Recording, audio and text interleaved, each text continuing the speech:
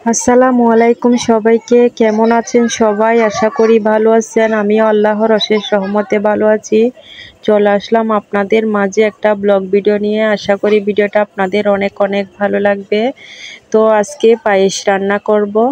এখানে পায়েস রান্না করার জন্য 1 লিটার দুধ বসিয়েছি চুলার উপর। তো একটু ভালো মতো নেড়ে চেড়ে দিচ্ছি তলানিতে যাতে লেগে না যায়। অনেক সময় দুধ জাল করার সময় নিচে দিয়ে অনেকটা লেগে যায়, তো সেজন্য একটু নেড়ে চেড়ে দিলে অনেকটা ভালো হয়। তাই জন্য আমি একটু ভালোভাবে নাড়াচাড়া করতেছি যাতে লেগে না যায়।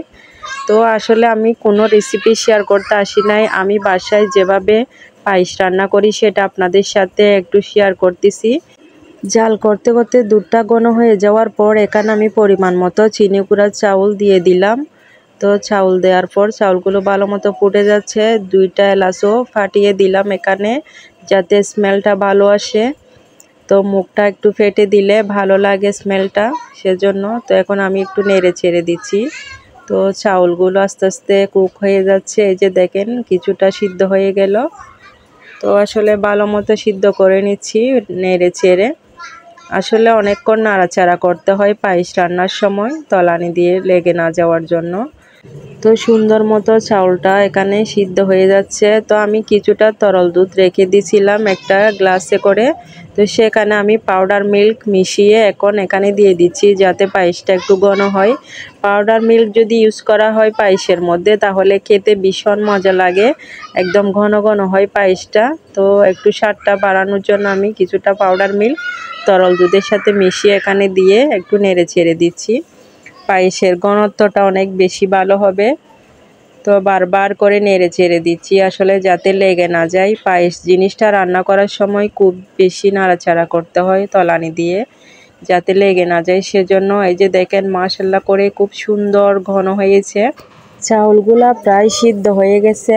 তো পাউডার মিল্ক ইউজ করার ফলে এখানে দেখেন ঘনত্বটা খুবই সুন্দর লাগতেছে, দেখতে অনেক ভালো লাগতেছে। তো এখানে পরিমাণ মতো চিনি অ্যাড করতেছি আমি।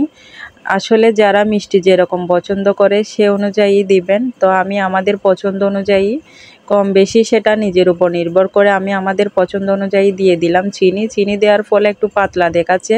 তো কিছুক্ষণ ফুটার পর আবার ঘনত্বটা চলে আসছে। দেখেন মাশাআল্লাহ খুবই সুন্দর হচ্ছে পায়েসটা। আসলে খাঁটি গরুর দুধ দিয়ে যদি পায়েস রান্না করা হয় এভাবে খেতে খুবই সুস্বাদু হয়। আমার তো ভীষণ পছন্দের।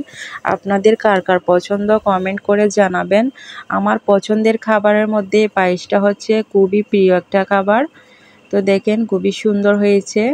তো আমি শেষ মুহূর্তে কিছুটা কিশমিশ আর হচ্ছে কাঠবাদাম কুচি কুচি করে এখানে দিয়ে দিলাম।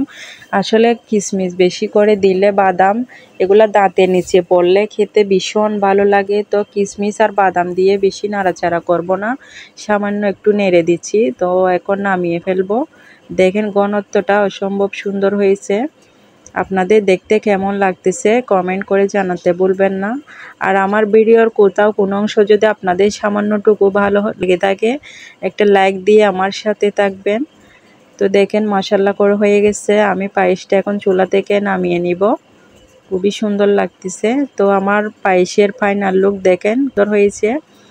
তো আজকে এখানে শেষ করে দিচ্ছি। সবাই ভালো থাকবেন, সুস্থ থাকবেন। খুদা হাফেজ।